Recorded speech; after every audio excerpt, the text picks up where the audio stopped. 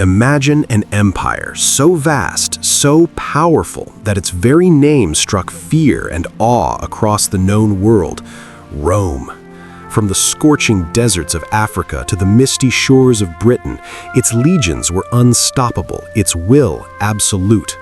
For centuries, the Roman eagle had soared, planting its standards on conquered lands, pushing the boundaries of civilization further and further. But even for Rome, there were limits. There were places where the light of civilization flickered and died, swallowed by an ancient, untamed darkness. This is the story of one such place, and the catastrophic loss that would forever scar the Roman psyche, forcing an empire to abandon its grandest ambition. It's a story of betrayal, hubris, and the raw, unyielding power of a people fighting for their freedom. A single, brutal event in a forgotten forest that rewrote the map of Europe and changed the course of history. The year is 9 AD. Rome, under its first emperor, Augustus, stood at the zenith of its power. The civil wars were a distant memory. A new golden age had dawned, marked by peace, prosperity, and relentless expansion.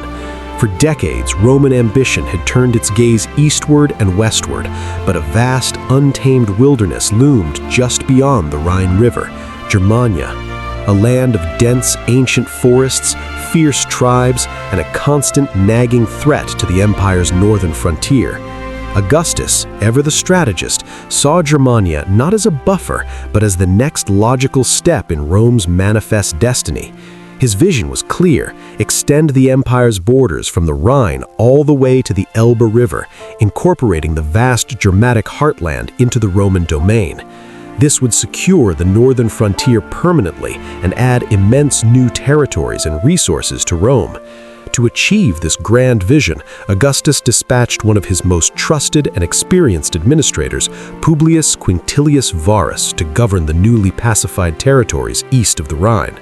Varus was a man of senatorial rank, a former governor of Syria and Africa, known for his administrative skills and his ability to collect taxes, not necessarily for his military genius. He was tasked with integrating the Germanic tribes into the Roman system, establishing Roman law, and preparing the region for full provincial status. Under his command were 3 full legions, the 17th, 18th, and 19th, along with 6 cohorts of auxiliary troops and 3 alae of cavalry, a formidable force, totaling around 15,000 to 20,000 men, a miniature army ready to enforce Roman will. The legions spent their summers campaigning, marching deep into Germanic territory, building roads and forts, and demonstrating Roman power. But as autumn approached, they would return to their winter quarters, usually located along the Rhine. In the late summer of 9 AD, Varus and his legions were positioned deep within Germania, engaged in routine administrative duties and military exercises. They were far from the established Roman fortifications on the Rhine. Varus, confident in Rome's superior might and his own authority, believed the region was largely pacified. He was wrong. A storm was brewing in the dark forests, a storm orchestrated by a man he considered a friend. This friend was Arminius, a prince of the Cherusci tribe. Young, charismatic, and incredibly intelligent, Arminius had been raised partly in Rome, given a Roman education, and even served in the Roman army, earning Roman citizenship and the rank of equestrian. He commanded a contingent of auxiliary cavalry within Varus's own forces, speaking fluent Latin, understanding Roman tactics, and intimately familiar with Roman strengths and weaknesses. To Varus, Arminius was a loyal ally, a bridge between Roman civilization and the Germanic world. How could a trusted ally turn into the architect of such destruction? Arminius, despite his Roman upbringing and military service, harbored a deep resentment for Rome's occupation of his homeland. He saw the Romanization efforts, the taxes, and the imposition of Roman law not as progress, but as an existential threat to his people's freedom and identity. He began to secretly forge an alliance of disparate Germanic tribes. The Cherusci, Marsi, Bructeri, Chatti, and Sicambri, tribes that often warred among themselves, were now united under a single burning purpose: to expel Rome from Germania. This was a monumental task, requiring incredible diplomatic skill and a shared hatred of the common enemy. Think about that for a moment. To put aside generations of tribal animosity for a unified front against the most powerful empire in the world. As autumn rains began to fall, Arminius put his plan into motion. He sent word of Varus of a supposed rebellion breaking out in a remote part of Germania, far from the established Roman roots. He insisted that Varus, as governor, must personally intervene to quell the disturbance, reassuring him that the situation was minor but required his immediate attention. Varus, ever the administrator, focused on maintaining Roman order and collecting taxes, fell for the deception. He saw it as another routine task in pacifying the province. He decided to lead his legions on a detour through unfamiliar territory rather than taking the safer established roads back to the Rhine for winter quarters. This decision would prove catastrophic. The legions began their march. It was late autumn and the weather was turning. Heavy rains had transformed the ancient Germanic forests into a muddy, treacherous labyrinth. The Romans were accustomed to marching on carefully constructed roads, but here there were only narrow, winding tracks, often little more than animal trails. Their massive baggage train, laden with supplies, equipment, and even the personal belongings of the legion's officers and their families, stretched for miles, making rapid movement impossible. Thousands of non-combatants, camp followers, merchants, and women and children traveled alongside the soldiers, further slowing their progress. Varus, still confident, still trusting Arminius, ignored warnings from other Germanic chieftains who remained loyal to Rome, or at least wary of Arminius's ambition. These chieftains, like Segestes, Arminius's own father-in-law, tried to warn Varus that Arminius was planning an ambush, but Varus dismissed their concerns as tribal squabbles and personal jealousies. He truly believed he had pacified Germania. He believed Arminius was his friend. He believed in the invincibility of Rome. He was about to be proven wrong in the most brutal way imaginable. The true horror of what awaited them, a horror that would ripple through history and redefine an empire's ambition, was still days away, hidden deep within the impenetrable woods. What Varus didn't know, what no Roman general could have conceived, was that this seemingly routine march was about to become the deadliest trap in Roman history. The very ground beneath their feet was a lie. The legions pressed deeper, the narrow tracks forcing them into a single, stretched-out column. The autumn rains turned the ground into a quagmire, each step sucking at their heavy boots. Trees, ancient and gnarled, formed an impenetrable canopy overhead, blocking out the sky, creating a perpetual twilight. Visibility was terrible. The sounds of the forest, the rustling leaves, the drip of water from branches muffled everything else. This was not the open battlefield where Roman discipline and formation could dominate. This was a nightmare for any army, let alone one burdened by a massive baggage train and thousands of non-combatants. They were entering a region known to the locals as the Teutoburg Forest, a name that would forever be etched in Roman nightmares. It wasn't a single vast expanse, but a series of wooded ridges and valleys, crisscrossed by streams and marshy ground. Arminius had chosen his ground with surgical precision. For days, his Germanic warriors, familiar with every hidden path and every natural ambush point, had been silently preparing. They had dug trenches, erected rudimentary earthworks, and felled trees to create choke points and obstacles along the Roman route. Imagine the silence, the meticulous planning, as thousands of unseen eyes watched the Romans approach, their every move tracked, every weakness noted. Then it began. Not with a single grand charge, but with a sudden, terrifying eruption of violence from all sides. A torrent of javelins and arrows rained down from the dense woods. Warriors, screaming their battle cries, burst from the tree line. The Roman column, strung out for miles, was caught completely by surprise. The element of shock was absolute. Varus, at the head of the column, must have been utterly bewildered. His friend, Arminius, had betrayed him. His trusted auxiliaries, many of them Germans, were now turning on their Roman masters. Chaos erupted. The legions, accustomed to marching in ordered ranks, found themselves unable to form up properly. The narrow tracks, the mud, the fallen trees, everything worked against their legendary discipline. Their long spears, the pilum, designed for open field charges, were awkward in the close confines of the forest. Their heavy armor, a protection on the battlefield, became a suffocating burden as they struggled through the boggy terrain. The baggage train, stretching behind them, became a tangled mess, blocking any attempt at retreat or reinforcement. It was a slaughter. The Germanic warriors, lightly armed and intimately familiar with the terrain, moved like phantoms through the trees. They struck, vanished, and reappeared elsewhere, constantly harassing, constantly inflicting casualties. They targeted officers, standard-bearers, anyone who could bring order to the Roman chaos. Varus, realizing the depth of his error, tried to rally his men, to push forward, to break free of the trap. But every direction they turned, they met resistance, or simply more impenetrable forest. Could even the greatest army in the world, the legions of Rome, overcome such a perfectly executed ambush? Could their legendary discipline hold when confronted with an enemy they couldn't see, striking from every shadow? The Teutoburg Forest was not a battleground. It was a meat grinder. And this was just the beginning.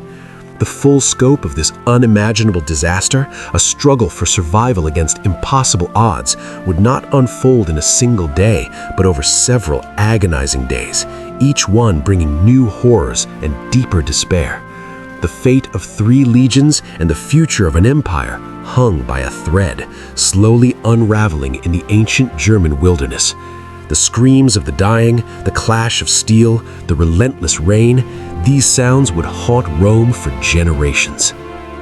The initial ambush was just the opening act of a prolonged, agonizing nightmare.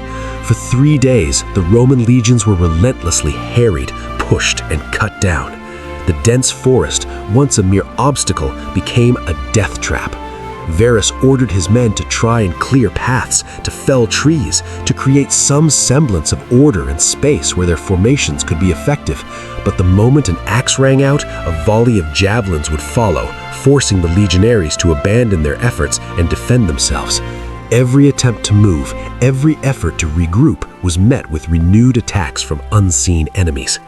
Imagine the psychological torment. You are a Roman legionary, part of the world's greatest fighting force, trained to conquer. Now you are lost, surrounded and dying in a cold, wet, alien forest. You cannot see your enemy. You cannot form a battle line. Your comrades fall around you, not in glorious combat, but picked off from the shadows.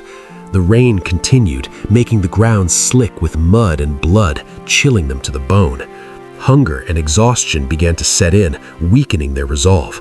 How long can even the most disciplined soldiers endure such a nightmare, fighting an enemy they can barely perceive? Varus, now fully aware of the scale of Arminius' treachery, made desperate attempts to break out of the encirclement. He ordered his men to abandon much of the cumbersome baggage train, hoping to increase their speed and mobility. Priceless personal belongings, administrative records, and even some non-essential camp equipment were left behind, a testament to their dire straits. The column, though lighter, was still stretched thin, a long, vulnerable serpent winding through the treacherous woods. The Germanic warriors, however, were not interested in the spoils of war yet. Their objective was annihilation. They continued their relentless guerrilla-style attacks. They knew the terrain intimately, using every ridge, every thicket, every marshy hollow to their advantage. They would swarm a segment of the Roman column, inflict heavy casualties, and then melt back into the forest before the Romans could effectively counterattack. The Roman cavalry, usually a decisive force on open ground, was rendered almost useless in the dense woodland. Their horses struggled in the mud, and the riders became easy targets for arrows and javelins. On the second night, the Romans managed to establish a crude, temporary camp on a slightly higher, more defensible piece of ground. They dug shallow trenches, erected palisades from felled trees, and huddled together, exhausted and terrified. But even in their camp, there was no peace. The Germanic warriors, emboldened by their success, harassed them through the night, their war cries echoing through the dark, their arrows occasionally finding targets even within the makeshift defenses. Sleep was impossible. Hope was fading. By the third day, the situation was catastrophic. The legions were decimated, their numbers dwindling rapidly. Discipline, the bedrock of Roman military might, was beginning to crack under the relentless pressure. Supplies were critically low, and many were wounded, slowing the entire column further. Varus, seeing his army disintegrate before his eyes, knew there was no escape. The path forward was blocked, the path back was just as deadly. They were trapped, deep in a hostile land, with no hope of reinforcement. What final desperate act would a Roman commander choose when faced with the complete destruction of his legions and the utter failure of his mission? The answer would shock Rome to its core and leave an indelible mark on the empire's future. The true horror of Teutoburg Forest and the ultimate fate of its doomed commander was about to be revealed. The final day dawned, if a perpetual gloom could be called dawn. The legions, ragged, starving, and drenched, were a shadow of their former selves. Their famed discipline, stretched to its breaking point, finally began to fracture. The relentless attacks from Arminius's warriors had taken an unbearable toll. Varus, watching his army bleed out in the mud, knew the end was near. There was no escape, no relief force, only the deepening forest and the unseen enemy. For a Roman commander, the loss of 3 legions was not merely a military defeat. It was an act of profound shame and dishonor. Varus, a man who had governed provinces and commanded armies, understood the political and personal ruin that awaited him. He could not face the Emperor Augustus, having presided over such a catastrophe. He could not endure the humiliation of capture, of being paraded as a trophy by Germanic barbarians.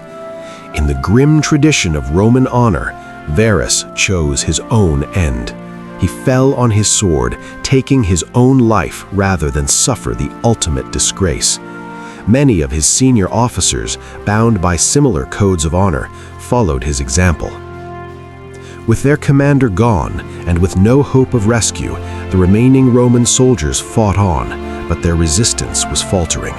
Some, in a desperate attempt to save themselves, tried to surrender, but the Germanic warriors, fueled by vengeance and the taste of victory, showed little mercy.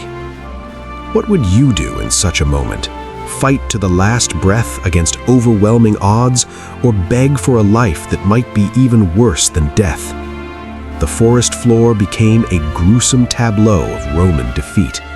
Legionaries, once the masters of the world, were cut down where they stood, their bodies sinking into the mud. The sheer scale of the slaughter is almost impossible to grasp. Of the 15,000 to 20,000 Romans who entered the Teutoburg Forest, virtually none survived. 3 legions, the 17th, 18th, and 19th, were completely annihilated. Their names were erased from the Roman army rolls, never to be reformed. It was as if they had never existed, a testament to the profound shame and trauma this event inflicted on the empire. The Germanic warriors, having achieved total victory, began to strip the dead of their armor and weapons. The spoils of war were immense. But more than just gold and steel, they captured the very symbols of Roman power and pride, the legionary eagles. Each legion carried a gilded eagle standard, a sacred object, the soul of the unit, representing the honor and spirit of Rome itself. The loss of these eagles was an unspeakable sacrilege, a spiritual wound that would fester in the Roman consciousness for decades. Imagine the chilling sight, the proud Roman eagles, once soaring emblems of conquest, now carried as trophies by victorious barbarians. This was not just a battle, it was an extinction event for a significant portion of the Roman army. The news, when it finally reached Rome, would send shockwaves through the empire, reaching the very ears of Augustus himself. How would an emperor who had ushered in an era of peace and prosperity react to such an unprecedented, humiliating disaster? And what would become of the lost eagles, those cherished symbols of Roman might, now held captive in the dark forests of Germania? The empire would not forget this insult, and its response, though delayed, would be brutal and relentless. The story of Teutoburg Forest, however, was not just about the fall of legions. It was about the rise of a new, unyielding frontier and a psychological barrier that Rome would never truly cross again. The news of the disaster, carried by terrified survivors and desperate messengers, took weeks to reach Rome. Imagine the somber journey, each step bringing them closer to the heart of the empire, closer to delivering the most devastating blow to Roman pride in generations. When the reports finally reached the imperial capital, a stunned silence fell over the city. The unthinkable had happened. 3 legions, the backbone of Roman power, had been utterly wiped out. Emperor Augustus, the architect of the Pax Romana, the man who had brought stability and unprecedented prosperity to Rome, was shattered. Accounts describe him tearing his clothes, neglecting his appearance, and repeatedly crying out in despair, "Quintilius Verus, give me back my legions." This was more than just a military setback. It was a personal humiliation, a profound wound to his legacy, and a stark reminder of the limits of Roman power. For an emperor who had spent his life consolidating power and expanding the empire, this loss was almost unbearable. The impact on Rome was immediate and profound. Panic spread. There were fears that the triumphant Germanic tribes would sweep across the Rhine and invade Gaul, perhaps even Italy itself. Emergency measures were put in place. Veterans were recalled to service. Slaves were even pressed into the legions in a desperate attempt to raise new forces and secure the Rhine frontier. The dream of a Roman Germania extending to the Elbe died in the mud and blood of the Teutoburg Forest. Augustus, in his dying words 5 years later, would explicitly advise his successors to keep the empire within its existing boundaries, particularly not to expand beyond the Rhine. This single battle fundamentally altered Rome's strategic vision for centuries. But even in despair, the Roman desire for vengeance and the recovery of their lost eagles burned fiercely. The eagles were not mere standards, they were religious symbols embodying the very soul of the legions. To lose them was an abomination, a stain on Roman honor that had to be cleansed. The recovery of these sacred objects became a national obsession, a quest that would span years and cost many more Roman lives. This wasn't just about military might, it was about restoring the empire's spiritual integrity. The task of avenging Verus and reclaiming the eagles fell to Augustus's adopted son and heir presumptive, Germanicus. Young, charismatic, and a brilliant military commander, Germanicus was exactly the kind of leader Rome needed to restore its shattered prestige. He was eager to prove himself, to erase the shame of Teutoburg and reclaim Rome's dominion over Germania. His campaigns would be relentless, brutal, and ultimately a testament to Rome's unyielding will. For years, Germanicus led Roman legions deep into the Germanic heartland, not with the goal of permanent conquest, but of retribution. These were punitive expeditions designed to inflict maximum damage on the tribes, particularly the Cherusci and their leader, Arminius. The Romans sought open battle, eager to reassert their military superiority and exact a terrible price for the humiliation they had suffered. These campaigns were a brutal war of attrition, marked by scorched earth tactics and fierce engagements. Germanicus's legions marched through the same forests that had swallowed Verus's army, their senses heightened, their resolve hardened by the memory of their fallen comrades. They were searching for Arminius, but also for something more tangible, the lost eagles. The recovery of even one eagle would be a powerful symbol of Rome's resurgence, a sign that the gods had not abandoned them. It was a painstaking, dangerous search, often conducted on the very battlefields where their brothers had perished. But what they found, what they uncovered in the silent, brooding woods, would be a sight that chilled even the hardened Roman legionaries to the bone, a grim tableau of unburied dead that served as a constant, horrifying reminder of Varus's folly and Arminius's triumph.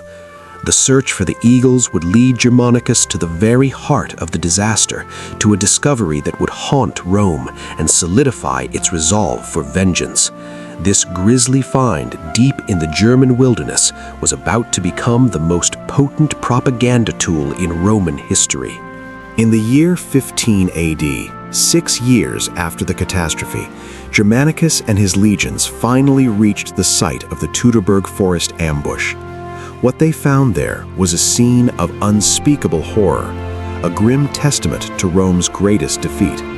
The ancient forest, still brooding and silent, held the skeletal remains of Varus's legions. Bones lay scattered across the ground, bleached white by the sun and rain, mingled with fragments of armor, broken weapons, and the rotting remnants of Roman equipment. Skulls pierced by axes and javelins, leg bones still clad in hobnailed boots, all bore witness to the brutal, drawn-out struggle.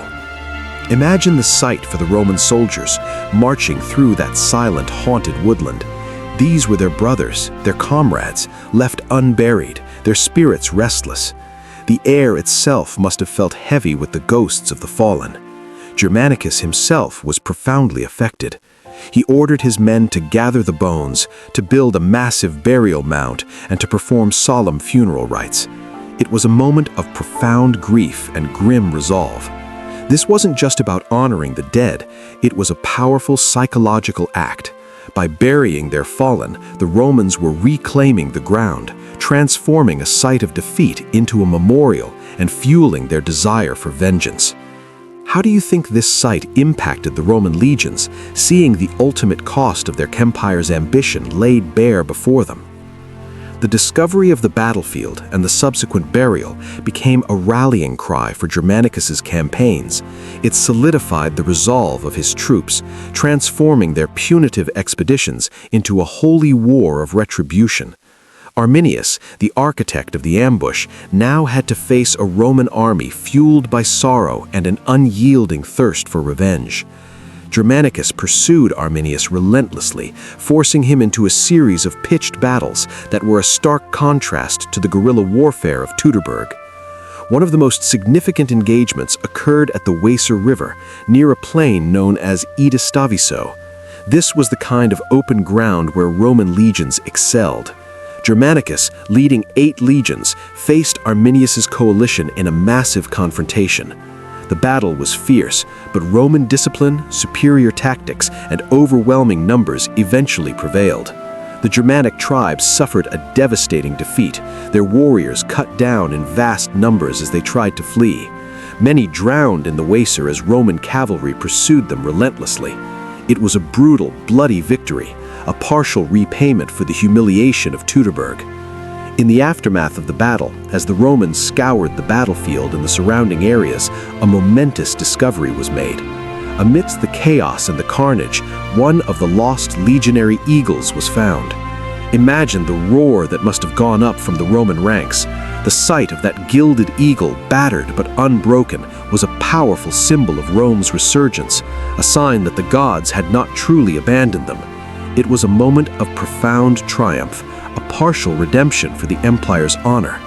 But 2 eagles still remained lost, and Arminius, though defeated, was still at large, a constant thorn in Rome's side. Germanicus, relentless in his pursuit, pressed on. He knew that to truly avenge Varus and fully restore Rome's honor, he had to break Arminius and reclaim every lost symbol of imperial might. His campaigns continued for another year, a grueling struggle against a cunning and resilient enemy. Roman legions, now hardened by the brutal Germanic wars, marched deeper into hostile territory, their resolve fueled by the memory of their fallen comrades and the sight of the recovered eagle. They engaged the Germanic tribes in another significant confrontation, often referred to as the Battle of the Angevarian Wall. This was a defensive position, a rampart and ditch system built by the Angeveri tribe, allies of Arminius, to halt the Roman advance. The Romans, leveraging their superior engineering and siege tactics, breached the wall, outmaneuvering their opponents and inflicting another crushing defeat on the Germans. These victories, though costly in Roman lives and resources, served their purpose. They demonstrated that Rome could still project its power, even in the heart of Germania, and they slowly but surely eroded Arminius's support among the various tribes. The Germanic coalition, once unified by a shared hatred of Rome, began to fracture under the sustained Roman pressure. Constant warfare and the heavy price of resistance were taking their toll on the Germanic peoples. How long could any tribal alliance hold against the relentless might of Rome? It was during these later campaigns that the second lost eagle was finally recovered. It was found not on a major open battlefield, but after a successful raid on a village or a fortified stronghold, perhaps hidden away by the Cherusci as a prized trophy. Imagine the scene. Roman soldiers, sifting through the rubble of a conquered settlement, suddenly unearthing the tarnished but unmistakable gilded symbol of the 18th Legion. Another roar of triumph must have echoed through the forest, a powerful affirmation of Rome's resurgence. Now, only one eagle remained elusive, the sacred standard of the 19th Legion. But even with 2 eagles recovered and Arminius's power waning, the cost of these campaigns was immense. Rome was pouring vast resources and countless lives into a land that Augustus himself had, in his final years, deemed not worth the permanent conquest. The strategic objective, revenge and the recovery of the eagles, was being achieved, but at what price? Emperor Tiberius, Augustus's successor, began to question the long-term viability of maintaining a costly military presence beyond the Rhine. He understood that while Germanicus was a brilliant commander, these endless wars, though bringing victories, were draining the empire without offering a sustainable return or tangible strategic gains. This brings us to a crucial turning point in the narrative. Germanicus was achieving his military goals, but the larger strategic vision of permanent Roman control over Germania was now officially abandoned by the imperial court. The focus shifted entirely to punishing Arminius and, most importantly, recovering the last eagle. What would become of the brilliant general who had almost single-handedly restored Rome's honor in the Germanic wilderness, and what fate awaited Arminius, the cunning leader who had inflicted such a devastating blow on the empire, now increasingly cornered and losing tribal support? The final act of this epic struggle was about to unfold, not just on the battlefield, but in the intricate web of Roman politics and Germanic tribal rivalries. The last eagle and Arminius's ultimate end would cement the Rhine as a permanent frontier, a line that Rome would rarely dare to cross again. Emperor Tiberius, the new ruler of Rome, watched Germanicus's triumphs with a mixture of pride and growing unease. While Germanicus was undoubtedly a brilliant general, his relentless campaigns in Germania were draining the imperial treasury and costing countless Roman lives. The strategic objective, revenge and the recovery of the eagles, was being achieved, but at what price? Tiberius, a pragmatic leader, understood that Germania was a vast, untamable land, offering little in the way of cities, wealth, or stable populations that could be easily integrated into the empire. Permanent conquest, as Augustus had now decreed, was simply not worth the immense and ongoing cost. So, in 16 AD, Tiberius made a difficult and controversial decision. He recalled Germanicus to Rome. It was an order that stunned the general, who felt he was on the verge of completely crushing Arminius and recovering the last eagle, but an emperor's command was absolute. Germanicus returned to Rome not in disgrace, but as a celebrated hero, granted a magnificent triumph, one of the grandest in Roman history. He had avenged Varus, recovered 2 of the 3 lost eagles, and restored Rome's military prestige. Yet the 3rd eagle, the standard of the 19th Legion, remained lost, a lingering shadow over his accomplishments. With Germanicus gone, Rome officially abandoned its ambition to conquer Germania. The Rhine River became the empire's permanent frontier, a line that would largely define Rome's northern boundary for the next 4 centuries. The Teutoburg Forest, a name synonymous with disaster, had effectively redrawn the map of Europe. But what of Arminius, the cunning leader who had inflicted such a devastating blow on the empire, now increasingly cornered and losing tribal support? Arminius, the man who had united the Germanic tribes against Rome, ultimately met a fate that was not at the hands of his Roman enemies, but from within his own people. After Germanicus's withdrawal, Arminius found himself embroiled in internal tribal conflicts. His attempts to establish himself as a king, to centralize power among the Cherusci, were met with fierce resistance from other chieftains who valued their traditional independence. His own father-in-law, Segestes, who had warned Varus, continued to be his bitter rival. In 21 AD, just 12 years after his greatest triumph, Arminius was assassinated by members of his own tribe. He was only 37 years old. The man who stopped Rome's expansion into Germania, the liberator of his people, died not as a hero in battle against an empire, but as a casualty of internal tribal politics. It's a powerful irony, isn't it? The very divisions Rome had once sought to exploit ultimately consumed the man who had temporarily overcome them. But the story of the lost eagles wasn't over. For decades, the ghost of that lost standard, the eagle of the 19th Legion, would haunt Roman legions. Its recovery remained a potent symbol, a testament to Rome's unyielding commitment to its honor. Imagine the countless patrols, the desperate searches, the whispers of its location in distant villages. It was more than just a military trophy. It was a spiritual missing piece for the empire. The ultimate fate of that final eagle and the enduring legacy of the Teutoburg Forest would finally be revealed decades later, under another emperor, completing a chapter of Roman history that had been brutally torn open so long ago. This final recovery would solidify Rome's new frontier and forever change its strategic outlook, making the empire turn its gaze in entirely new directions. The long shadow of Varus's legions, however, would continue to influence Roman policy for centuries to come, a silent, powerful warning against overreach. The long shadow of the Teutoburg Forest stretched across decades. Even after Germanicus's triumphant return and the recovery of 2 eagles, a gnawing wound remained in the Roman psyche, the lost standard of the 19th Legion.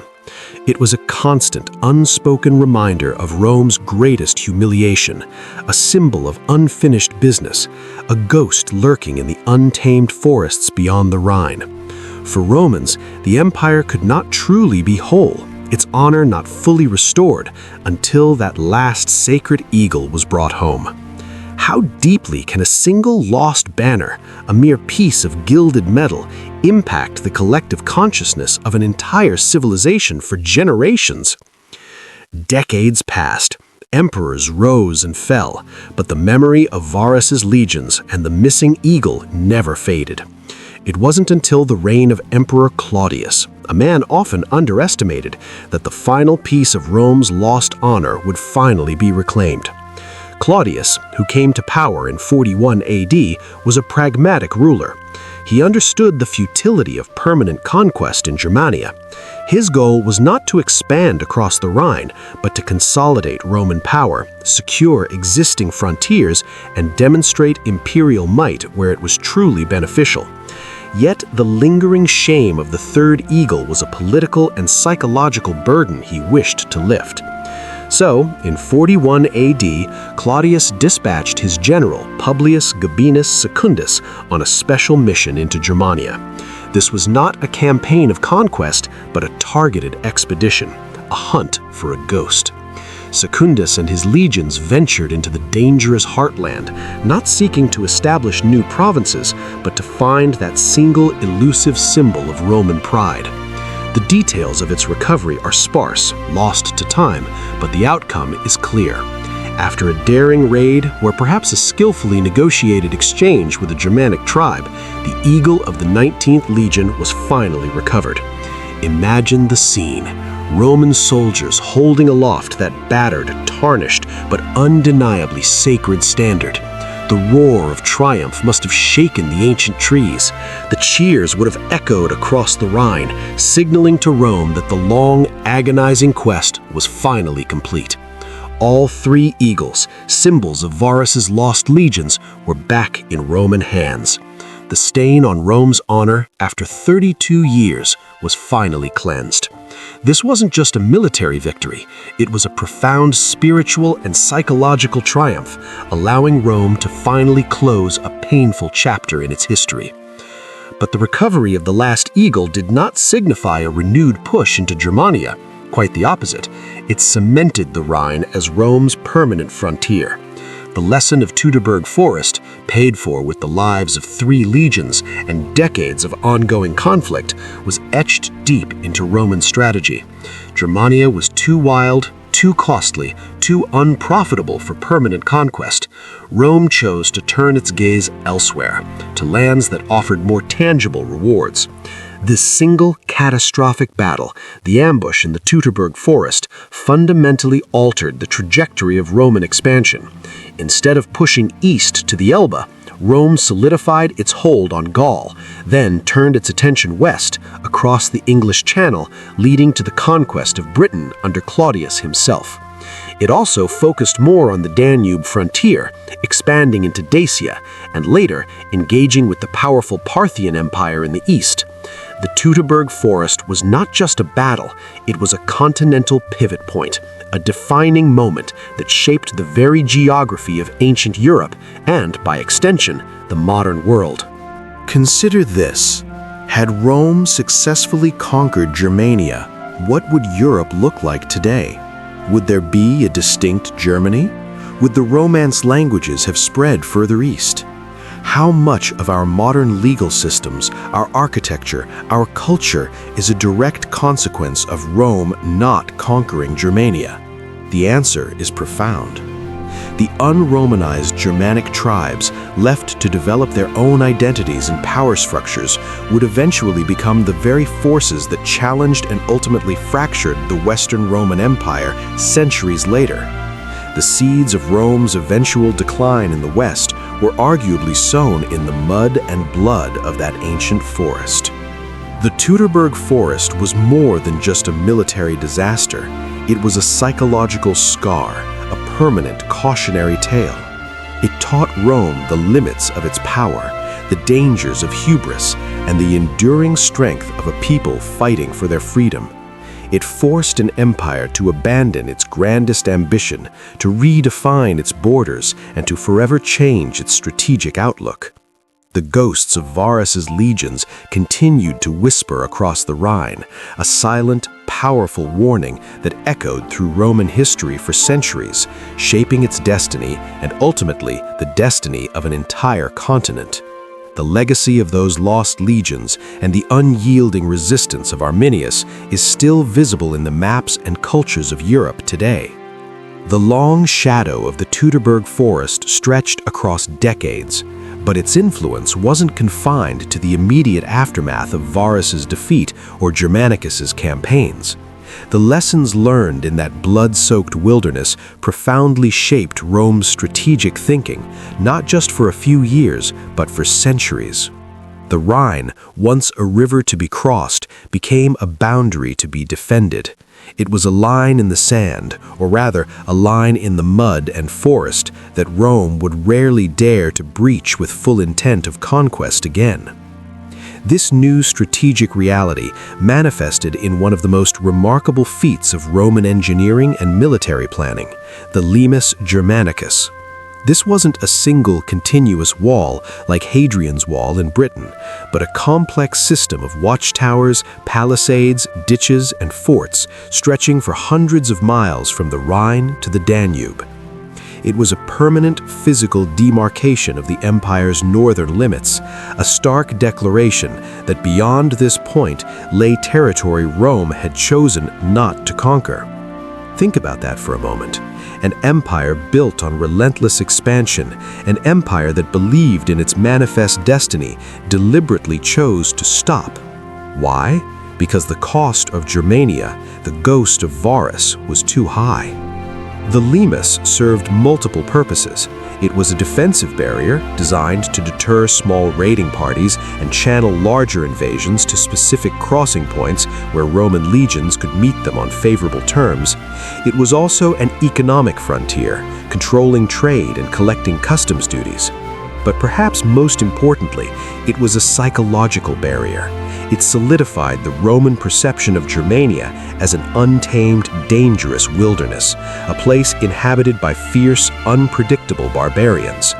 The image of the noble savage was replaced by the unruly barbarian in the Roman mind, a deep-seated apprehension that would persist for generations. This shift in mindset, born from the trauma of Teutoburg, created a curious paradox. Rome, the most powerful empire in the world, was now effectively on the defensive along a significant portion of its border. The constant need to garrison the limes, to maintain vigilance against potential incursions, consumed vast military resources that might otherwise have been used for further expansion or internal development. It was a perpetual drain, a silent tax levied by the ghosts of 3 lost legions. What does it truly mean for an empire to be haunted by a single defeat? How does a military disaster, decades in the past, continue to dictate policy and shape an entire civilization's outlook? The answer lies not just in the physical defenses, but in the deep-seated cultural memory. The Teutoburg Forest became a cautionary tale, whispered among generals and emperors, influencing every strategic decision concerning the northern frontier. It was a reminder that even Rome had limits, that hubris could lead to catastrophe. But the impact wasn't just about limiting expansion. The decision to leave Germania un-Romanized had profound, unforeseen consequences that would ripple through history and ultimately play a critical, if indirect, role in the eventual downfall of the Western Roman Empire itself.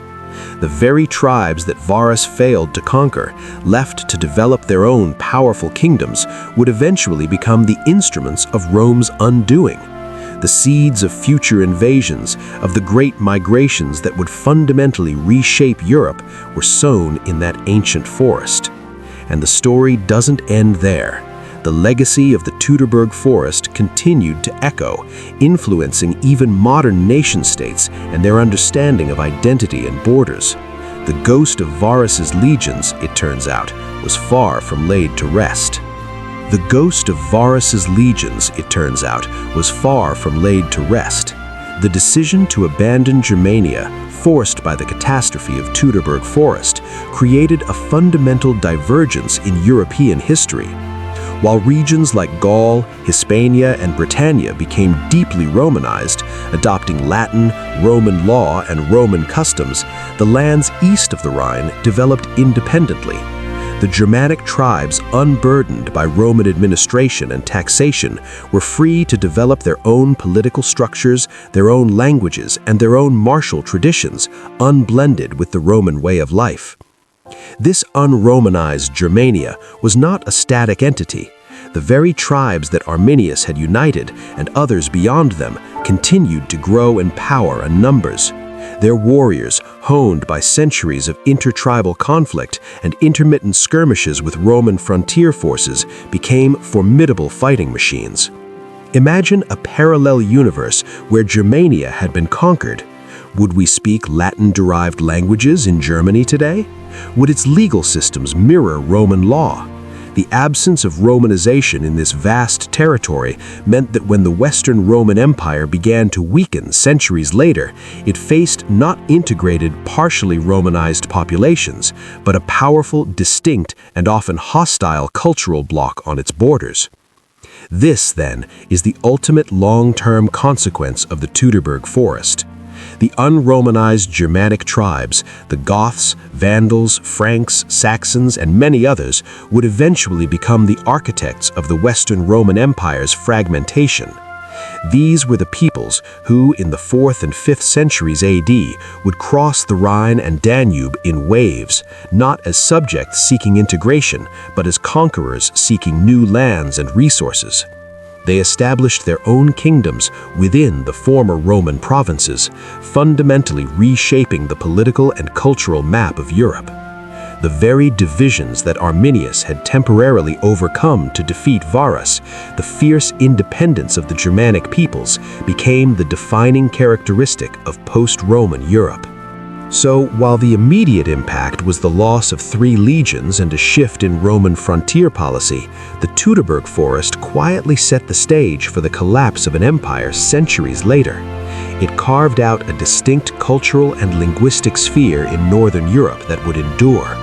But the story of the Teutoburg Forest doesn't end in the ancient world. It resurfaced much later, becoming a powerful symbol in a completely different context, one that would shape the identity of a modern nation and reverberate through the history of the 19th and 20th centuries. The true cultural and political power of this ancient battle, and the central figure Arminius, was yet to be fully realized.